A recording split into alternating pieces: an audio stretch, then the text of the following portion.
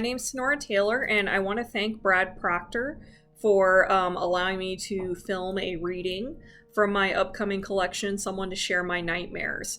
It's 9 different stories that explore the crossover between horror and romance, and sometimes things go well, other times it doesn't, and you'll just have to see what happens by picking up the collection when it comes out October 19th.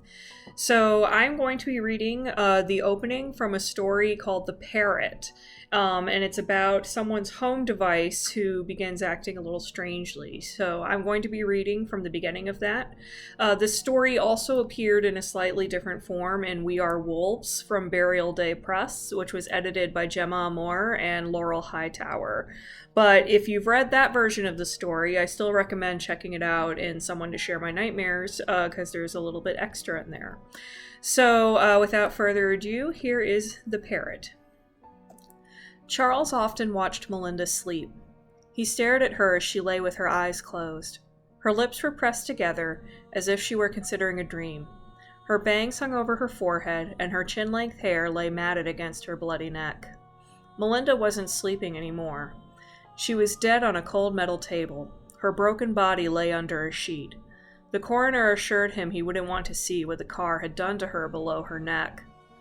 "I'm sorry for the dried blood," the coroner said. His voice was timid, and he spoke as if eternally choked with apology. Charles looked up at him. The coroner's fingers were laced together and drumming against his knuckles. Timid and nervous. How was such a coward involved in a career handling the dead?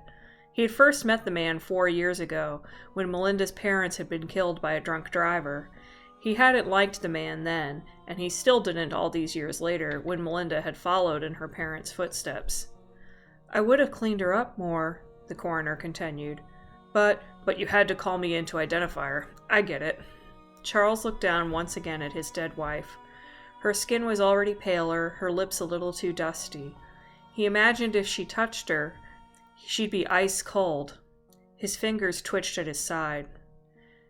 "Do you want a moment alone?" the coroner asked. Charles stiffened his posture and clenched his fingers back into his palm. "No, thank you, Mr." The coroner raised his eyebrows. "We've met before." Charles' lip twitched, but he kept the sneer from crawling up his lip. "It was years ago, and my wife was grieving her parents." "Right. Well, it's Damon." Charles glared at Damon, who looked down at his fidgeting hands. "Damon," Charles said in a cool voice. "Thank you for calling me." "Of course, Mr. Baker." "I'll make arrangements with the funeral home and have them call you." "Of course." Charles nodded once, then turned to leave.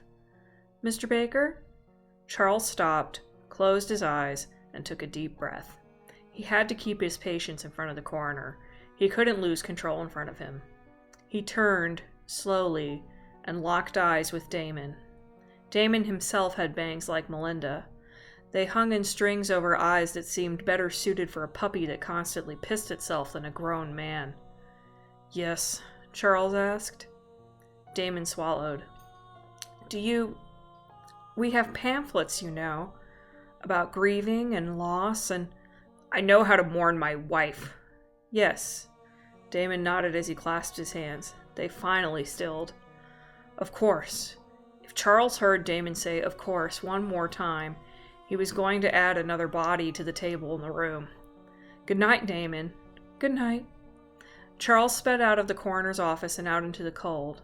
He reached his car, then sat inside without turning on the engine. Dead. Melinda, his wife for the past 4 years, dead on a coroner's table. Struck by a car while walking home. Her body broken, her skin bloody, her spirit gone. Melinda was dead.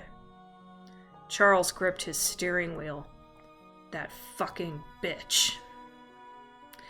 So if you want to read what happens when Charles gets home, and continue finding out what happens in that story, be sure to pick up Someone to Share My Nightmares stories, which will be out October 19th in ebook and in paperback.